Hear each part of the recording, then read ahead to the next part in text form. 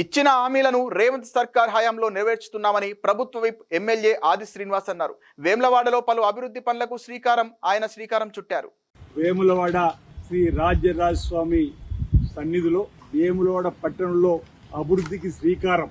రోడ్లు వెడల్పు సంబంధించినటువంటిది నిన్నటి నుంచి ఈ రోజు కూడా 80 ఫీట్ల రోడ్డుకు సంబంధించినటువంటి పనులు ముమ్మరంగా కొనసాగే క్రమంలో గత సంవత్సరం నవంబర్ 20వ తేదీన గౌరవ ముఖ్యమంత్రి శ్రీ రేవంత్ రెడ్డి గారి నాయకత్వంలో గౌరవ దేవాదాయ శాఖ మంత్రి సురేఖ గారు వచ్చారు. జిల్లాకు సంబంధించిన ఉమ్మడి మంత్రులు పొన్నం ప్రభాకర్ గారు, శ్రీధర్బాబు గారు, ఇటీవల మంత్రిగా ప్రభాకర్ శ్రీ అడ్డు లక్ష్మణ్ కుమార్తో పాటు 8 మంది మంత్రులు రాజన్న ఆలయంలో 76 కోట్లతో రాజన్న ఆలయ విస్తీర్ణ పనులకు, 47 కోట్లతో వేల పట్టణంలో 80 ఫీట్ల రోడ్డు వెడల్పు కొరకు, 35 కోట్లతో అన్న సత్రానికి సంబంధించినటువంటి పనులపైన ఫౌండేషన్ స్టోన్ వేసుకొని ముందుకు పోతున్న క్రమంలో 2024-25 ఆర్థిక సంవత్సరం 50 కోట్ల బడ్జెట్లో పెట్టుకొని రాజన్న ఆలయ అభివృద్ధికి, పట్టణ అభివృద్ధికి 2025-26 సంవత్సరంలో 100 కోట్లు బడ్జెట్లో పెట్టుకొని కలిపితే 150 కోట్లు.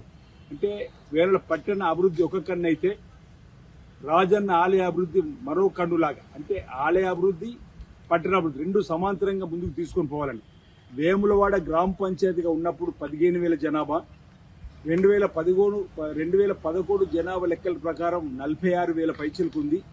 రేషియో ప్రకారం పెరిగింది చూస్తే 2011 నుంచి ఇప్పటి వరకు సుమారు 66,000 పైన వేములవాడ పట్టణ జనాభా ఉండేటువంటి పరిస్థితులలో ప్రజల నుంచి, భక్తుల నుంచి వస్తున్నటువంటి డిమాండే కానీ, వినతులే కానీ, 30 సంవత్సరాలుగా చిరకాలంగా కోరుతున్నటువంటి రోడ్డు వెడల్పు కానీ, దేవాలయం సంబంధించిన విస్తీర్ణ కానీ ఈరోజు గౌరవ ముఖ్యమంత్రి రేవంత్ రెడ్డి గారి నాయకత్వంలో మరి ముందు